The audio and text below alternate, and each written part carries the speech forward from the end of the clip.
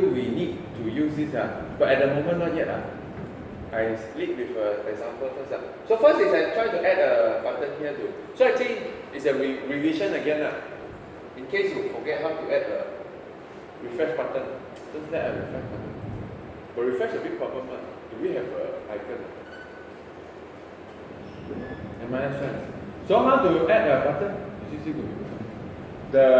You go to resource, right click, new Android resource file, and then create a menu.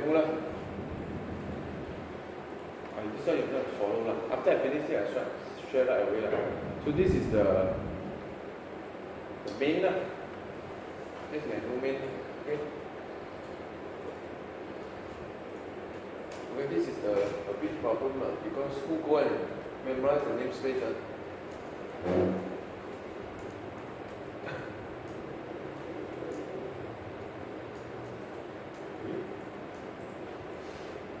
I thought actually it auto-complete for me. Hold on. The first one is an app, right? But technically now I know it's actually auto-complete though. You see, I show you what's the reason. You know, you need item, right? And then the start with title, so refresh. And then you need an icon. So let's search something in the Android. I usually do this. Anything there look like refresh.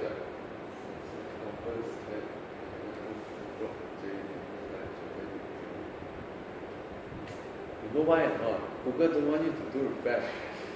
That's why you won't see one. Rotate look like refresh, I don't care.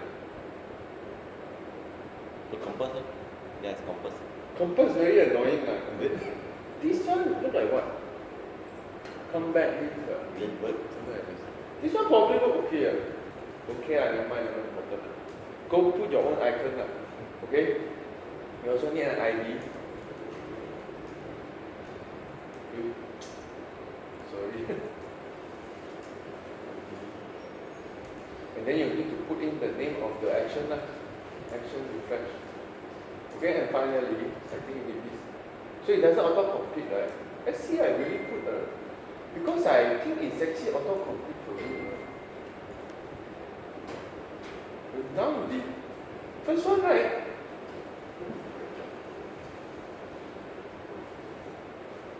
And my research, not to make a mistake. Just look for our previous example, Android version.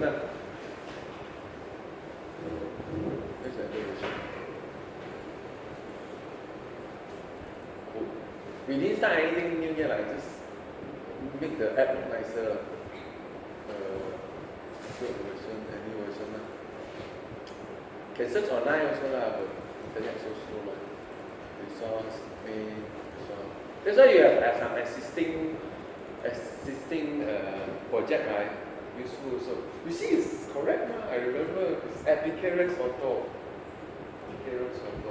So actually, you don't need to search anymore. It's actually did autocomplete. Applications auto is the app. You see, this one is already used, right? Second one is already used at the top. This one not yet. This one not yet. But the bottom one I remember, right? Is called tools. It's not called app. So this one, is actually we don't even need that. This actually can do from here. So now the reason why we add that namespace is because we want app, right? We still doesn't autocomplete. This one, sorry, I can also remember. Show by section. Never mind, we can use from here. Then we're going to change to app. Okay? Because it's inside Android, but you can't use Android because this is a compact one. With room. Okay, this is our menu. Then actually we add a refresh button. Okay, so now you can use it here already. Oh, still got error. Oh, we never end the item. Okay, this is one of the item in the menu. So we go back to our here. So in case you actually miss the last one, it's very simple. Two methods to override.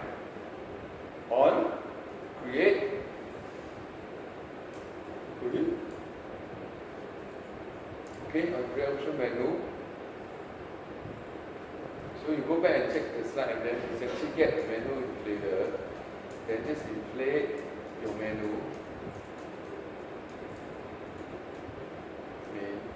into the menu. Done. Okay, now when you click on the item, on option item selected, before return, if item.get item ID equal to r.id.action refresh, actually usually you need to check this before button. Okay, to refresh, what do you do? Technically, it's exactly artist to run that.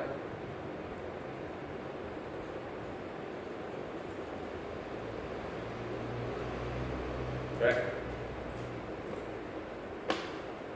But there's one problem lah. I show it after we run. That's all. We add a refresh button already. Okay, see we do nothing much. We just add a menu XML file, all type lah. This one like autocomplete, add an add because you need this one. We have title and icon and ID. Icon we use in the system one. Safety and rotate button. See whether look okay or not. Doesn't look like refresh. You see the rotate button doesn't really look like refresh. Okay, first thing I actually show you one problem that actually we missed. How many things are inside here? Kota tinggi until I remove the awal, so we end at sandakan.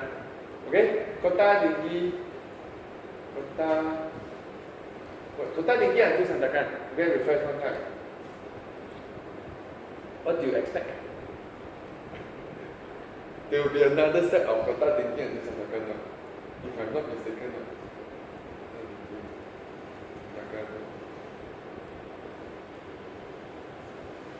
Wait. How many times they do it? Okay, sandakan kota tinggi again until another sandakan. You go and refresh again another sandakan. We forget to clear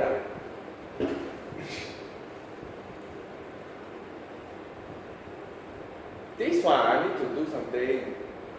This one.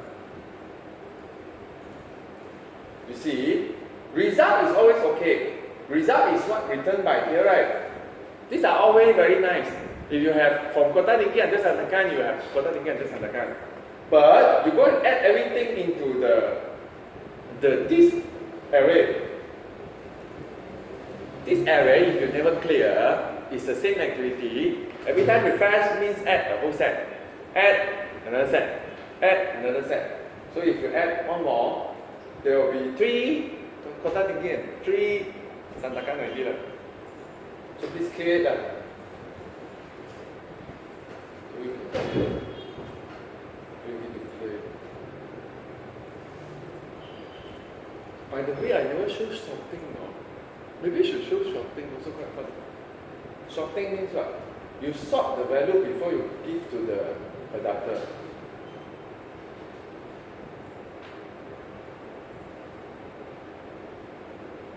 Means here. But never mind, we clear first. Clear is very easy, like just go clear all. Okay? Clear only. Okay? Clear means you remove everything in the values.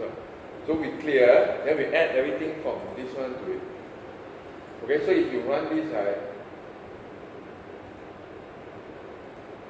then at least you won't have this problem. I think now got 3 already. But difficult to tell because it's actually quite long.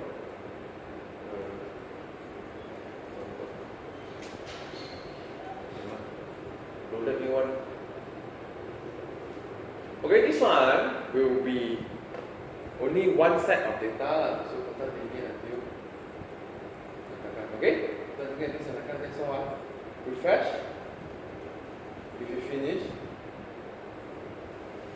you can see how slow is it. Okay? Refresh already. It's actually, so far I don't think you can see the difference.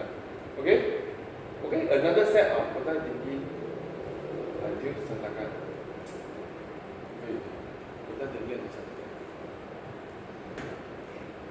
Okay, assume that actually we did use pooling to get data. This is a bit dumb also, right?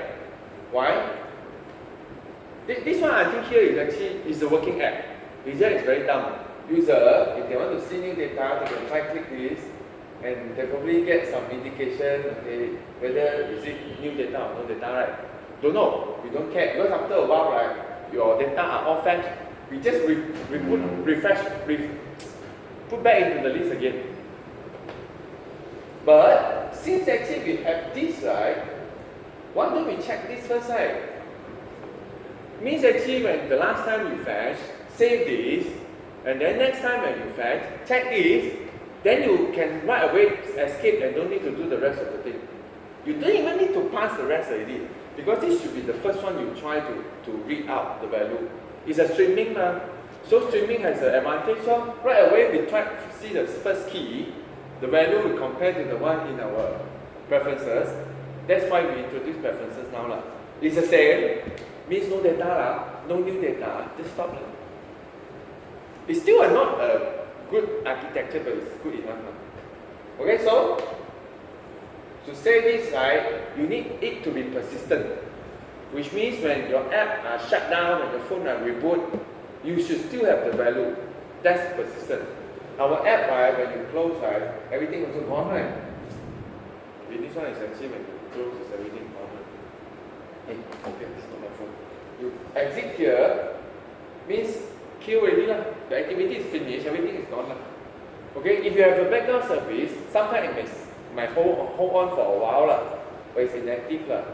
But if the system kill it, right, and if you are not saving it into the bundle, then it's gone also lah. So technically, nothing is permanent lah if you don't put it on the flash drive lah. Okay, so this is what we are going to do today. So there is something called preferences. Of course, then I say preferences, is it just like like sometimes you have games, right? You open